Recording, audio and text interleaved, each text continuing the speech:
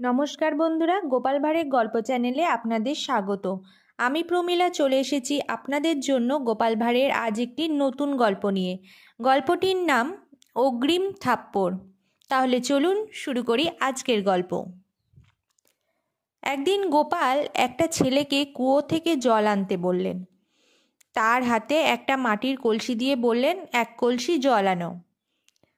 গোপাল ভাবলেন ছেলেটি ওই মাটির কলসি ভেঙে ফেলতে পারে, সুতরাং আগেভাগে তাকে সাবধান করা জরুরি। ছেলেটি যখন কয়েক পা এগিয়ে গেছে তখন তাকে ডাকলেন। সে কাছে এলে গোপাল জানালেন, খুব সাবধানে আনবি, দেখিস কলসি যেন ভেঙে না যায়। এই কথা বলে গোপাল ছেলেটিকে মারলেন এক থাপ্পড়। একটা লোক এ দৃশ্য দেখে কাছে এসে জানতে চাইল, এ কীরকম কাণ্ড মশাই? কলসিটা সে ভাঙে কিনা দেখলেন না, তা আগেই মারলেন থাপ্পড়। গোপাল বললেন, কলসি ভেঙে ফেললে আর থাপ্পড় মেরে কী লাভ? ভেঙে গেলে তা আর গোটা পাবো? তার চেয়ে অগ্রিম থাপ্পড় মারলাম, সেটাই তো বুদ্ধিমানের কাজ। ছেলেটি থাপ্পড় খেয়ে সাবধান হবে, যাতে কলসিটা না ভাঙে তার জন্য যথাসাধ্য চেষ্টা করবে। সেটাই যথাযোগ্য হলো কি না?